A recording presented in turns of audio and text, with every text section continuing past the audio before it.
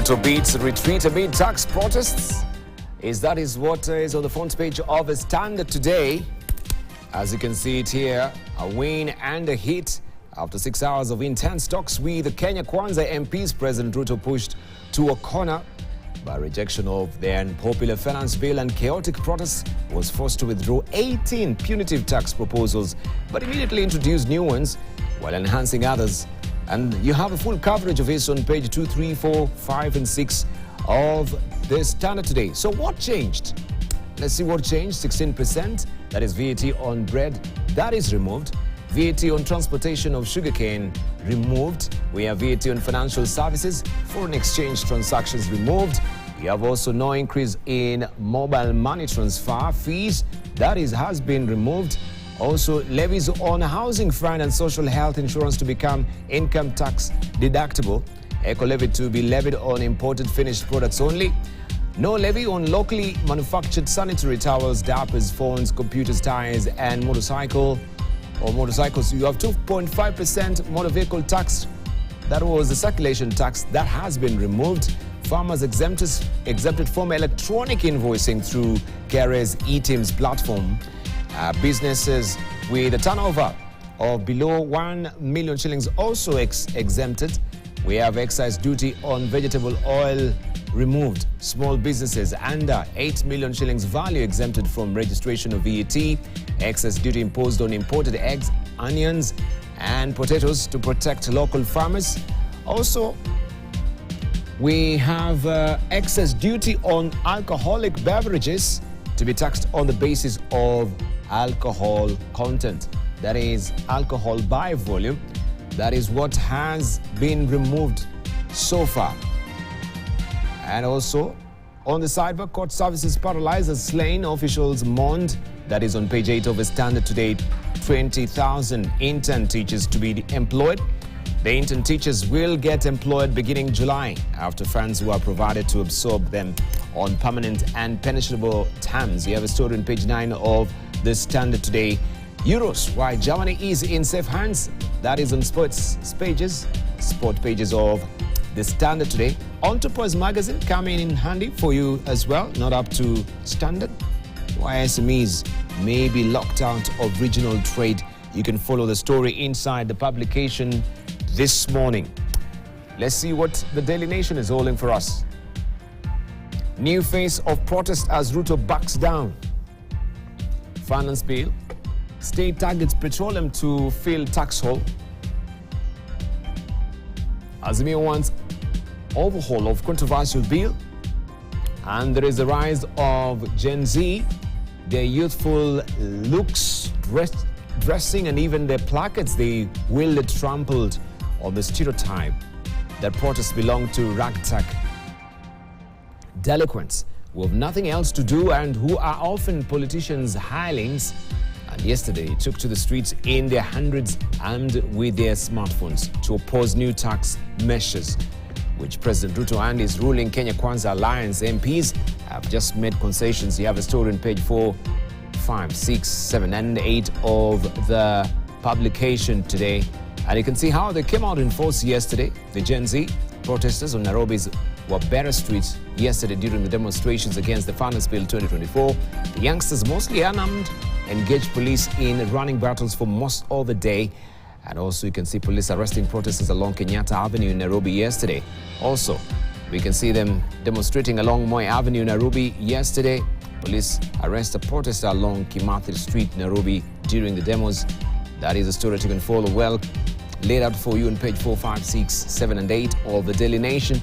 And reprieve as judges and magistrates and go slow. Judges and magistrates will resume work today after the association agreed to call off a planned work boycott following assurance that their safety concerns will be addressed and working conditions improved. This even as Chief Justice Martha Koome said the judiciary won't be intimidated by the killing of Madaraka Principal Magistrate Monica Kivuti, adding that they will continue to administer justice without fear, favor or prejudice. That is on the back page of the Daily Nation today. And our President shielded Gachagua from MPs at Kenya Kwanza meeting. President William Ruto shut down attempts by a section of Kenya Kwanza MPs to discuss the conduct of his deputy during yesterday's State House meeting. And that is on page 10 of the publication today. We are committed to police mission, Kome tells Haiti officials. The government has told visiting Haitian officials that it is committed to leading the multilateral security support mission in the gang-ravaged Caribbean nation. And you have a story on page 2 of the publication today. The Star Tech and Talent Power Noisy Taxation Demos. That is what is the splash today. New Age. Young Kenyans rewrite protest playbook with social media and live streams. Ruto bows to pressure, drops some punitive proposals as the MPs begin debate 4, 5 and 6 of today's publication. And you can see how it went down yesterday. You can see a police officer and officers here arresting women demonstrating against the Finance Bill 2024 yesterday.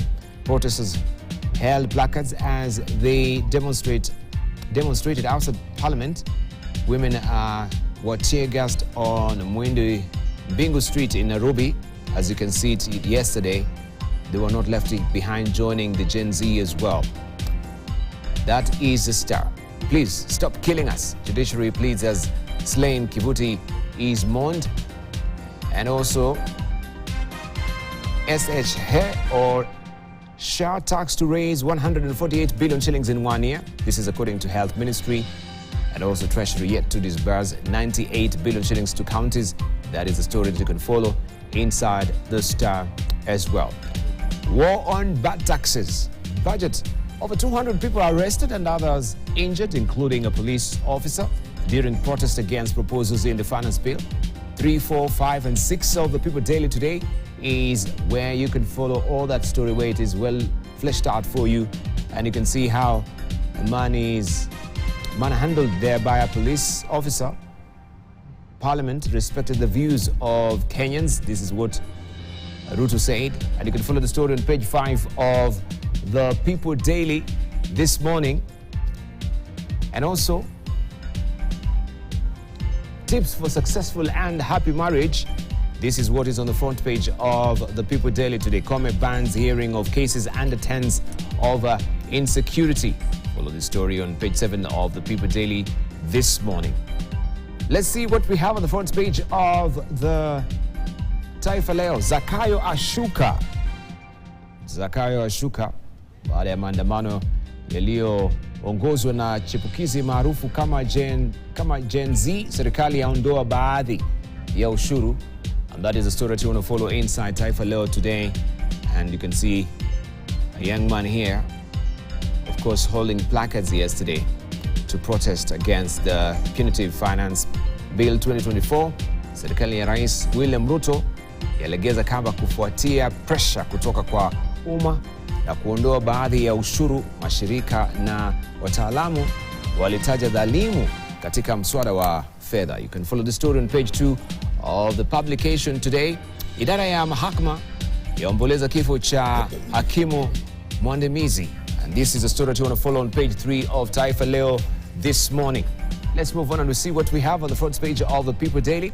Winners and losers in Ruto tax trade-off plan. That is what is on the front page of the Business Daily today. Win for car owners,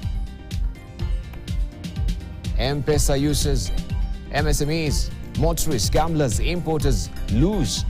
This is a story to follow inside the Business Daily today. MPs have proposed an increase in fuel import and rail development levies, as well as higher excess duty on gambling to compensate for giving up on a raft of controversial taxes on bread and cars in this year's Finance Bill. You have a story on page 2 of the Business Daily today. Taxes on sale of beer, fuel, cosmetics, post a rare fall. The tax on production and importation of alcohol, drinks, fuel, cigarettes, cosmetics and cars have posted a rare drop, pointing to low volumes on increased taxation. And State eyes extra 1,000 acres of EPZ factories. The State Department for Investment and Industry is lobbying to have 1,000 hectares of land owned by Portland Cement hived off for expansion of the export processing zone. Hashi now disposes of assets amid liquidation. Finally, we have a financially distressed petroleum dealer Hashi Energy, which is disposing of multi-assets, including parcel of lands amid liquidation to pay off its creditors. Interbank borrowing rates dipped to 6-month low. Interbank lending rates have fallen to a 6-month low of 12,922% on reforms initiated by the central bank. You can follow the story on page 14. And Chief locks out youth in cancer screening cover. That is another story you want to follow inside the Business Daily today. Let's cross over to Uganda, where government has changed the all-level exam grading system. There's a new measure here. There will be no more distinctions, credits or passes on result slips of all-level finalists starting this year, with the national examiner adopting alphabetical ranking of A, B, C, and D, and E to incorporate continuous assessment under the new curriculum. And this story is on page 4 of the publication this morning. Current grading, how UCE results were ranked, you can see it here, and the new grading, how UC results will be scored. Also, 91% of closed mercantile bank customers to be paid. That is another story you can follow on page 32 of the publication today. NRM top body drops Parliament Committee chairpersons. And you can see their faces here. Flavia Kabahenda, Gewa District Woman Rep, and amongst others. Their stories are all laid out inside today's publication, and you can grab a copy for that. Katikiro Mayiga explains Kabaka's whereabouts. Katikiro Charles Mayiga said Kabaka Ronald Mutebi II is receiving medical attention from top health experts in Namibia. He dismissed reports that the Buganda King is bedridden, and this is a story you can follow inside the publication today of the Daily Monitor. In Tanzania, who's being truthful in the sugar controversy? That is the abiding question there. The debate on what actually caused the recent spike in sugar prices took a new turn yesterday when National Assembly Speaker Tulia Ackson referred the matter to Parliament's Privileges, Ethics and Powers Committee for further scrutiny. And this story is on page 4 of the publication today. And a bite from her, Parliament's Privileges, Ethics and Powers Committee should start working on this issue today and submit its report to me not later than Monday. This is what Dr. Tulia Ackson said in the National Assembly. Samia's promise to media industry amid fresh hope. You can read all that on page 2. And why prices in real estate hospitality are still quoted in dollars. Industry insiders have attributed this insistence on various factors in influencing sectoral dynamics and pricing strategies. This is on page 5 of the Citizen today. Tanzania to redefine Nairobi's skyline with Twin Towers. Right, we'll give you that story as well. Twin Towers coming up here in Nairobi, courtesy of Tanzania. And also, New Times, how has Europe fared in bringing to book genocide fugitives? That is the probing question there. Rwanda has sent indictments for 141 genocide suspects to European countries, but only 28 have been tried. And you have a story on page 3. You can see also the tabulation of that from countries that are leading with a number of indictments issued. And so far, the tried cases, suspect extradited to Rwanda, none.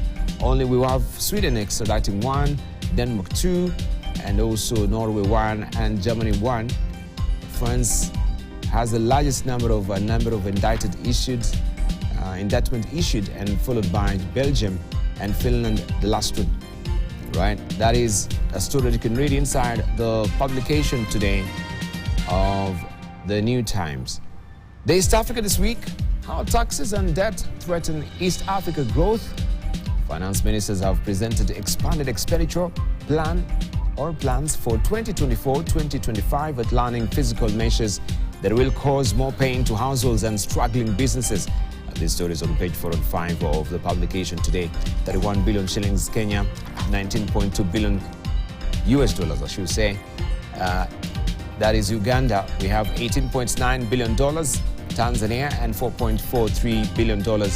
That is the budget for Rwanda. China Daily is up next. She reply letter, a great honor for academic. Xinhua professor stresses keeping students' curiosity and stimulating desire for knowledge. Also, Sino-Australian ties gaining positive momentum. That is on the front page of the China Daily Global Edition. And also the latest in The Economist, the rise of Chinese science. Welcome all worrying? That is what is on the front page of the latest publication there of The Economist. The rise of Chinese science. Also, our presidential election-focused model from The Economist. Macron's gamble, the war for AI talent. Is the New York Times bestseller list biased? That is another question there. And you can follow the story inside the latest publication of The Economist. The Time magazine, if he wins, and this is President Biden. You saw recently also there was on the front of his publication the cover, the face of Donald Trump with the same headline, if he wins. So they're playing fair, and you can see all the details inside the latest publication of the Time magazine. The week, hawks in charge. What's stopping Netanyahu and Hamas from reaching a ceasefire deal? That is a question there.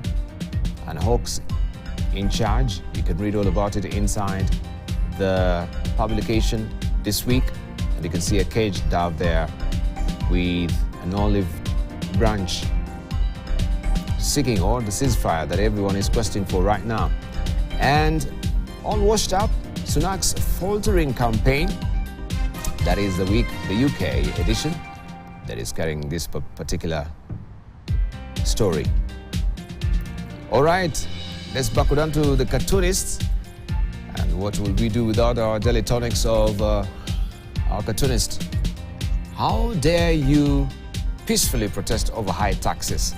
This is how the police were coming down on the protesters, the journalists yesterday as we saw it, even as they had said the demonstrations will be peaceful. So this is what Victor has captured today. And okay, I have removed the extra dosage. It can now pass.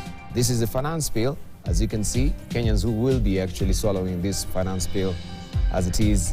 And that is Parliament with the MPs as it is depicted here. Will it really go down? That's the probing question. The debate continues apace today. We'll see how they will be voting as well.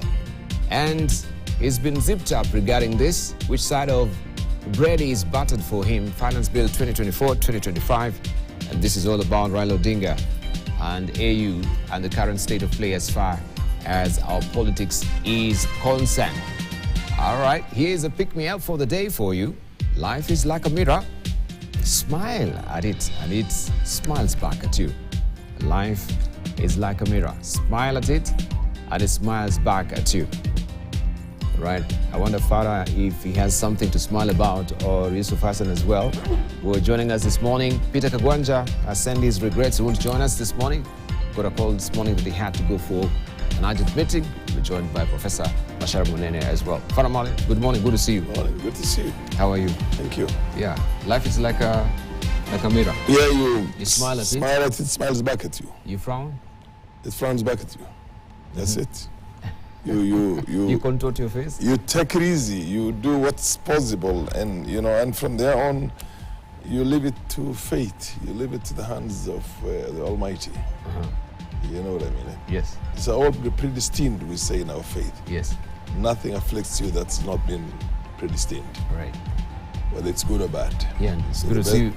The best thing is that you take it with the stride. Indeed. And you don't go into depressions. You don't go into anything. You just smile and proceed on with life. Indeed. Of course, good to see you after that's good El Adha. Eid al-Adha. Eid al-Adha. Yeah, the Udhiyya. Adha means basically the slaughter. The slaughter. Yeah, so it's the Eid in which we slaughter. We give sacrifices. We slaughter animals. And basically, I think it has something to do with Abraham and Abraham and Isaac. Whatever. Anyway, and basically, yeah, we've had it very well. We celebrated it, and I was at the other end myself, at the border, a place called Liboi, and I prayed with my people there, and we had a very good time. Other challenges are there, serious challenges are in the country. You can see what's happening in the streets of the country. Yeah, we shall discuss that. You can see the level of insecurity. We've lost out completely when it comes to the periphery, what was called the buffer zone by the colonial Europeans or the British. They wanted only to take advantage of what they call the White Highlands, the center, where the resources were there, those states, agricultural potential and the rest. The rest was supposed to be buffers to keep away other people and close districts, and we're having more or less something like that. I mean, like it was said many times before, insecurity is rife. A lady, very brilliant, young, enterprising lady was killed the other day in her house, executed. And where was this? That's in Liboy town. In Liboy town. In Liboy town, yes. So Al-Shabaab is moving in and out, and we have a problem. We have a serious problem. We have very, very serious insecurity in the country, and if it's not arrested in time, that's going to be our undoing or unmaking. Right. And I don't think, and this is supposed to be done with a very brilliant, social. It's not a firepower fight. It's an intelligence fight. And the people are torn between Al-Shabaab and the government. The security machinery comes in and arrests the people. Al-Shabaab comes in, kills the people and arrests them and extorts what they call taxes in the form of animals, zakat they call it. So sometimes you wonder whether Al-Shabaab and the security machinery are actually in this business together. You get my point? Yeah. Because they'll call you, they will tell you that if you don't do ABCD, we will execute you. And if you talk to the security apparatus, we will deal with you. So when you go and report to the security apparatus, you become a suspect yourself more than anything else. And then when they find out that you've gone to security apparatus, they come and execute you. So either it's the security looking for you because they failed to do their work, or it's Al-Shabaab looking for you because they feel that's the easiest way for them to operate in the region. Fantastic. Let's hear from Yusuf Hassan. He has been missing in action. Welcome back. Thank you, yeah, we've been seriously involved and submerged in the Defense, Foreign Relations and Diplomacy Committee. Yes, we have been very busy, and also my National Cohesion and Equal Opportunities Committee has been very busy. We dealt with the British military inquiry in Laikipia and Samburu, a very urgent and demanding inquiry, which we are still working on. And then we have also had the opportunity to go on public participation events around the country. We've been in Western Kenya and then in the coastal region.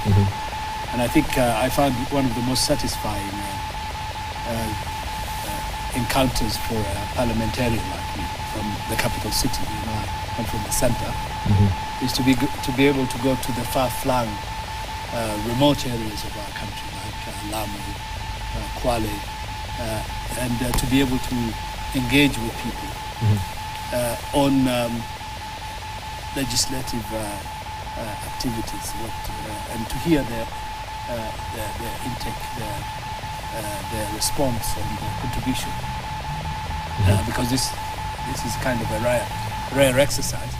And in Kenya we have the privilege of entrenching public participation in our constitution.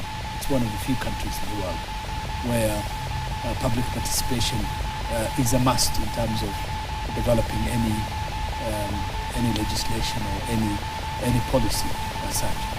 And so that for me was quite refreshing and enriching to engage with the public. Fantastic. All right. Let's look at what was happening yesterday, where for over 5 hours Nairobi Central Business District was turned into a battleground as protesters engaged anti-police in a cat and mouse game, occasionally police using tear gas canisters to disperse youth unhappy with the Finance Bill 2024. Several youth and activists were arrested in the ensuing melee, as I should say, as the police battled protesters who had heeded calls to occupy Parliament to protest the contents of the Finance Bill 2024 that seeks to introduce punitive taxes. The protests continued into late evening despite the government clamping down on the controversial bill by removing contentious clauses that have angered Kenyans. David Mudoka starts us off with that story. The procession to Parliament by demonstrators opposed to the Finance Bill 2024 began at the Nairobi Central Business District at around midday on Tuesday.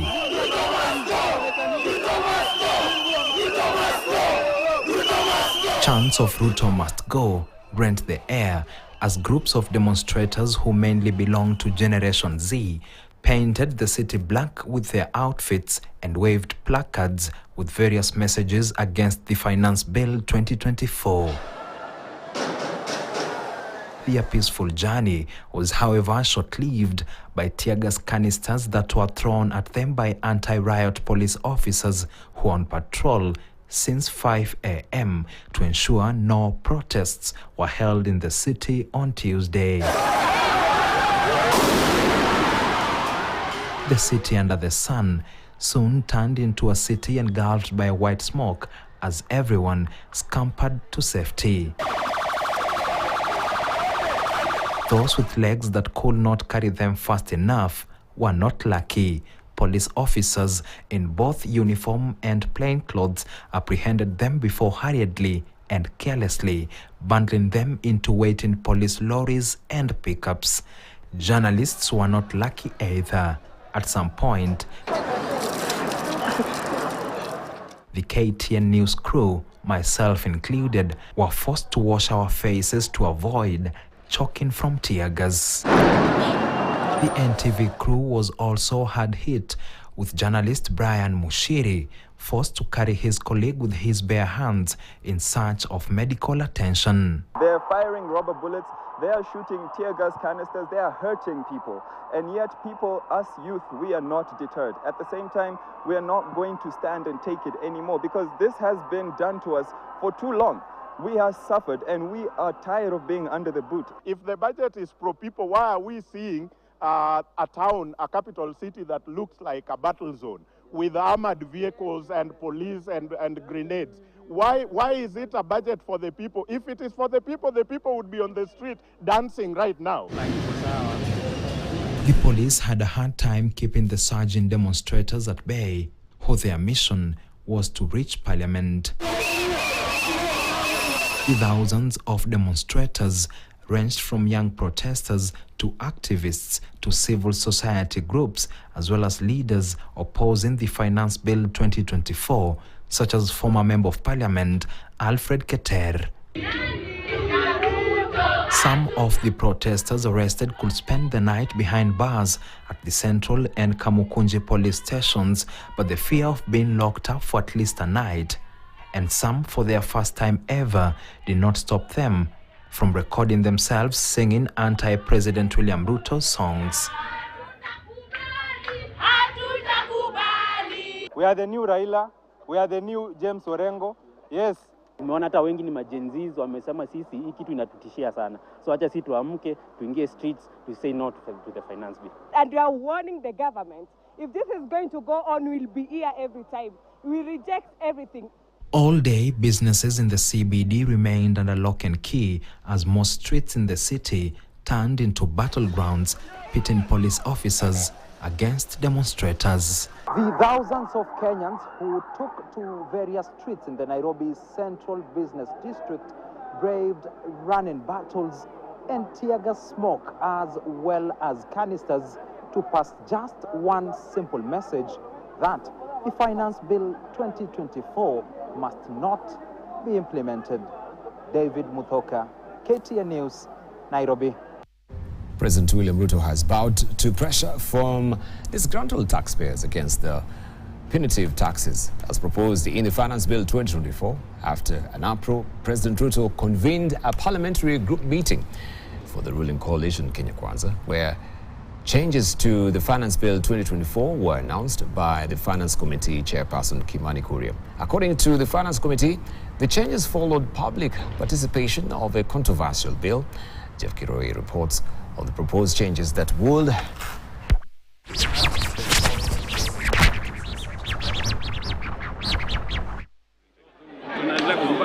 After deliberations with members of parliament from the ruling coalition that took close to 4 hours at State House, Nairobi, President William Ruto and his team finally yielded to pressure from Kenyans over proposed taxes in the 2024 finance bill. We have listened to you, we have heard you, and the committee has briefed the parliamentary group on the proposed changes that they have proposed to the finance bill of 2024-2025 that capture many of the issues that were raised by stakeholders during the public participation. And we are all in agreement that there are two things that we must do. One of them is that we need to protect Kenyans from increased cost of living. Among the proposed taxes scrapped include the contentious proposal of 16% VAT on bread, which many Kenyans said was a basic food product. Another tax that has also been removed is the proposed VAT on financial services and foreign exchange transactions. Other taxes affected include the excise duty on vegetable oil, motor vehicle tax, and the VAT tax on transportation of sugarcane. The tax on mobile money transfer will remain as currently is. The eco-levy has, however, been retained, but will apply only on finished imported products. And especially including diapers and sanitary towels will not be subject to eco-levy. We must make sure that we become a manufacturing country and not a trading country. And therefore, the imposition of this only on imported finished products makes our locally manufactured products more marketable to the, not just reducing the price, but also making them affordable to even export. However, motor vehicle and heavy machinery owners will have to dig deeper in their pockets when purchasing rubber tires, as the exemption will only apply on tires that are locally made. The eco-levy on tires has been exempted on motorcycles, on bicycles, and on wheelchairs, so that those people doing that business around the border sector will not, and even wheelbarrows, so that we don't increase.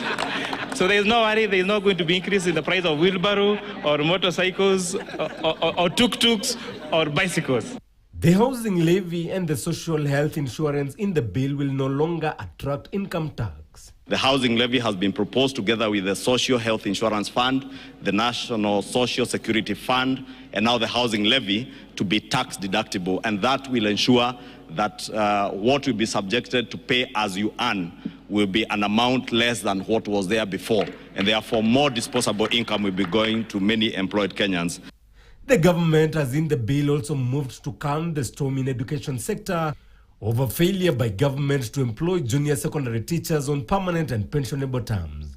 JSS teachers went on strike in May when schools reopened for the second term. We have also been appraised of the money that is allocated for junior secondary school to hire all the intern teachers into permanent and pensionable terms.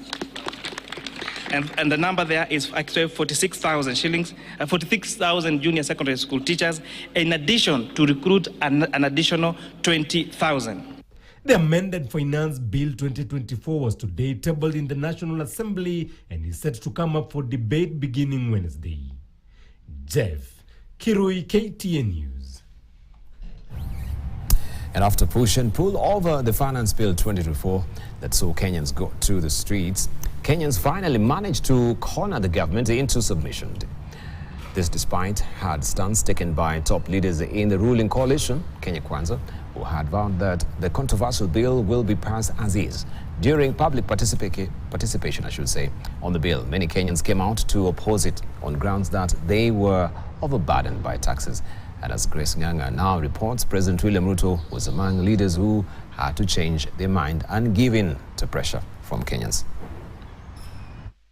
The piling pressure, coupled with planned demos over the Finance Bill 2024, has pushed President William Ruto to eat a humble pie and listen to many Kenyans, including hustlers and border operators, who were unhappy with some of the proposals contained in it.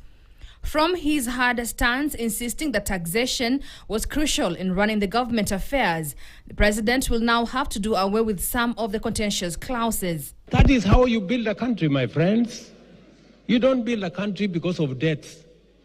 Ati kukopa hapa na kukopa pale. You build your country using your own taxes. So, muniite Zakayo, muniite nini, lakini tulipe tax tujenge Kenya. Katika kuongoza na katika kutenda kazi, lazima tuwe na maamuzi. Na maamuzi yengine sio ya kupigiwa makofi. But Kenyans were prepared to oppose the bill through protest dubbed Occupy Parliament, perhaps a fulfilled prophecy by now Interior Cabinet Secretary Kithure Kindiki back in 2020. The kind of anger we have caused in this country, I dread, God forbid, is the kind of anger that made the citizens of Burkina Faso to burn down parliament. His allies too were not shy from supporting a bill that angered Kenyans over multiple taxations, high cost of living and high cost of doing business that will further burden Kenyans. I see some social media riots. People sending us vulgar messages and telling us you must reject the finance bill. I want to tell them, we are not going to reject the finance bill. Hii budget, Rais akasema tusikue tunakuja kikombe kuambia wananchi uchumi unaenda juu. Ni wananchi wenyewe wasikia uchumi ukienda juu katika mifuko yao. 3.92 trillion. It is a lot of money that we are anticipating to spend. So for us to raise that money, we have to have this finance bill bus. Ikipitishwa tu, nataka nihakikisha kwamba ile kodi itaokotwa kupitia hiyo bill. Hakuna shilingi hata moja itaibiwa. Hiyo budget ikikuja bunge sisi pia tumeshapitisha na tutaendelea kukusupport. However, sometimes his allies found themselves on the receiving end while defending the bill. And if you tax then the bread that is in the market, then what will end up doing is that people will move away from that form of bread to other loaves of bread that are baked by the roadside. Fine, I don't want to pay the motor vehicle circulation tax. Fine. Then don't use a car. Like we think, I don't want to use the expressway. The bill also saw a split in government, with some Ruto allies outrightly opposing the bill. Hiyo finance bill mnaongea ati mtaongeza tax. Hawa mnaona hawa. Wasiwadanganye na msidanganye finance bill chini. Unlike the partner states of the Eastern African community, Kenya's budget is the only one that causes a star. Grace Ganga, KTN News, Nairobi. Now, the government's move to drop some tax proposals contained in the 2024-2025 financial bill was met with mixed reactions. While some members of the public and the Kenya Private Sector Alliance were busy celebrating what they termed concessions by government, it is now emerging that the country may be worse off financially as a result and could now be in the crosshairs of the IMF for failing to adhere to set conditions for financing that is key for economic stability. Peter Wakaba has more. With government having dropped the proposals to tax, among other things, bread and excise duty on cooking oil, the circulation tax on motor vehicles, among other key proposals, experts are now looking at the gap that this will leave in the government's financing plan and whether Treasury will once again turn to the International Monetary Fund to plug this hole. While presenting the budget statement in Parliament, Treasury CS Professor Njuguna Ndung'u pointed at the figure of some 3.99 trillion shillings as the total budget. This would be financed through revenue of some 3.34 trillion shillings, with 2.9 trillion of that projected to be raised as taxes and 400 billion as appropriations in aid or money raised by government agencies through fees, levies and fines. The difference between the budget of 3.99 trillion and the revenues of 3.34 billion, coupled to grants of some 51.8 billion shillings, point to a deficit or gap of 597 billion shillings, which the government has to raise by borrowing. With key tax measures now dropped, this deficit is expected to become even bigger and leaving the government with an even bigger hole. And while experts may not yet have an exact figure of the shortfall, pundits point to the shortfall in revenue over the current financial year, which attained 2.02 trillion shillings against a set target of 2.57 trillion, a shortfall of some 550 billion shillings, with barely 2 weeks left in the financial year. In the last IMF staff agreement review published on June the 10th, 2024, the Financial Agency of the United Nations lauded steps taken by the country to increase revenue collection, saying that, and I quote, "The authorities have taken decisive steps towards fiscal consolidation by introducing several different measures in the context of the draft 2024-2025 budget and the 2024 finance bill," end quote. With government having now caved in to the public's demands and thrown out the more contentious of the proposals, Treasury is now left to face the wrath of the IMF, especially with an executive board review coming up in a few weeks. With IMF intervention having been key to shoring up the value of the Kenya shilling in January 2024, at the peak of the crisis occasioned by debt repayment challenges, when the shilling dramatically lost value against major currencies, sliding to about 160 shillings versus the US dollar, the Bretton Woods displeasure may just be enough to send Kenya teetering on the edge once again. The announcement today, however, moved the markets marginally, with the dollar strengthening marginally against the Kenya shilling. For about 2 months now, the trading value of the shilling to the dollar has been oscillating between 127 and 129 shillings to the dollar. Peter Wakaba, KTN News. Now, this year's budget document ignited a different kind of fire. To fund its ambitious budget, the government has proposed new tax measures that will affect most areas of the economy. Amended the existing ones and deleted some altogether. As news of tax increase spread, so did a growing sense of discontent among Kenya's younger generations. KTN's Esther Diana has more. Kenya's capital, Nairobi's CBD, witnessed a rare type of protest. Not by people from Kibra or Mathare, but by a vibrant tapestry of youthful energy, otherwise known as Generation Z. The older protesters, many of whom had marched in these very streets decades ago, today washed with a hint of nostalgia. Traditionally, protests and demos were characterized by the older generation's bold participation, while the younger people were said to be detached from the reality of the day or social prejudices altogether. Today's orchestration, characterized by the very young, marks a significant awakening that a revolution of a young, praised Kenyan citizen is with us. The characteristics of the new crop of protesters that are well-suited make-up on steers away from the usual slum dwellers, signifying the level of frustration Kenya's youth are facing, even at middle-income levels. In the past, rowdy crowds also took to the streets to air their views on issues.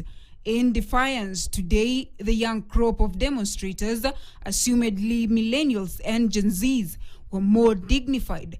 No chants, no stones thrown, nor leaves laid and raised. Instead, these crop stood their ground as per the Constitution and reminded men in uniform that it is, in fact, their right to hold peaceful demonstrations. Yeah, they claim they're from DCI Nairobi. They say they're arresting me. They're not telling me for what reason. They're saying I've contravened the law, but they're not saying what law. Kenya's youth is faced with unemployment, especially the Gen Zs who are fresh from college. On the other hand, millennials are pressed with the issue of reduced income due to increased salary deductions such as the housing levy, NSSF, NHIF, and high income tax rates. Now this, coupled with the already high cost of living, is a motive for demonstration, unlike in the past where demos were politically influenced. Mobilization of the protests seen today started on X, formerly Twitter, and spread through other social platforms, largely consumed by the younger generations, before taking to the streets to rally and reject the tabled Finance Bill 2024. The bill had proposed that mobile phone users dig deeper into their pockets to pay for mobile services and data, as the Treasury proposed to increase excess duty on mobile and internet services up from 15% to 20%. Similarly, gamblers were hit by an increase in the excess duty from 12.5% to 20%. A newly proposed excess tax of 20% will be levied on services offered through the internet or social platforms, and this is likely to impact the earnings of online marketers, social media influencers, and content creators. Political heavyweights, opposition leaders, anti-government critics, and activists were nowhere to be seen on the streets, but within their corridors of power, making silent whispers, signaling a voluntary backseat, leaving the new crop of protesters to take over and make a new sound of revolution. The tired Kenyan youth today woke up, a sign of the beginning of change. For KT News, I am Esther Diana. Meanwhile, a section of activists backing the rejection of Finance Bill 2024 say the problem ailing Kenya is mismanagement of public funds. The activists maintain that overtaxing Kenyans is not the solution to the current economic problems. Catherine Imuragate spoke to one of the activists, Boniface Mwangi, and others. Here's our story. Today's protests were sparked by the controversial 2024 finance bill currently before Parliament. A section of activists have put the government on the spot over mismanagement of public funds as well as corruption in high places. Kuna a lot of wastage na kuna lack of accountability. So we're asking the president, do a debt audit. We're not refusing to pay taxes. We want to know where our money is going. Activist Boniface Mwangi, in an interview with KTN News, also criticized President William Ruto's numerous trips abroad, saying it was becoming too expensive for the country. Ule jamani tourist, yani mtalii. Kila saa ni ndege tu. Anafanya kazi wakati wa gani? Afanyi kazi. Amekuwa ya hostess. Kila saa tu kwa ndege tu. Arudi hapa tufanye kazi. Acha kuzurura sana. Alikuwa anaitwa tangatanga, na chacha kutangatanga, na tangatanga bado. Boniface Mwangi's stance has also been taken by other activists such as former General Secretary of the Union of Workers Dr. Isaac Newton and the former presidential candidate Reuben Kigame, who have strongly opposed the Finance Bill 2024. On behalf of the people of Kenya, enough is enough. We don't want a punitive finance bill. We want a finance bill with the priorities of the people. We want a finance bill that takes care of food, that takes care of education. We want our children to go to school. They are unable to service the loans they borrowed because of the taxes they are being deducted. And these taxes are being deducted against their will. They were not consulted and they did not give any permission. Elsewhere, Machakos Governor Wavinya Ndeti has asked the national government to offer more incentives to investors to prevent relocation to other countries. They have looked at the financial bill and they have removed some of the things that were really affecting Mwananchi. What I want to tell them, scrutinize it more. Scrutinize it more and make sure that our people are well taken care of. Because, you know, we are suffering. Kenyans are suffering, number one. We just came from COVID, and then with the war going around the world, things are a bit tough. So let us make it a bit easy on our people in this country. Catherine Imurugit, KTN News. All right, we are due for a station break right now, taking up to 7 o'clock as it are, as you can see it. And we'll be back, of course, with these stories and more regarding the current of state of play in the country, with the tension rising. Today also a big day in Parliament where everyone will be craning their necks and, of course, keeping their eyes peeled to see how the MPs will fare with the finance bill, how they will vote as well. How dare you peacefully protest over high taxes? This is the editorial cartoon in the Daily Nation today. It was peaceful. They promised to be peaceful, but we've seen how also police were manhandling some of the protesters yesterday. And, right, okay, I have removed the extra dosage. It can pass on or it can pass now. This is the finance bill. As you can see it right now. Will you swallow it? The MPs, will they swallow it? It seems it is actually trained to the legislators there, the MPs, as is being depicted here in Parliament. And also, while this still is happening, none has heard the voice of AU the AU in waiting chairperson, so to speak, if it sails through. And the Finance Bill 2024-2025, which side of bread is battered right now. And also the Gen Z were telling Raila not to come out and protest. It's their time. And so they came out in force to do that as well. We take a short break. When we circle back, we continue with more Holding Court with Farah Maalim and also Yusuf Hassan. We'll be joined also by Professor Bashar Manene momentarily, and continue a pace with Global Today.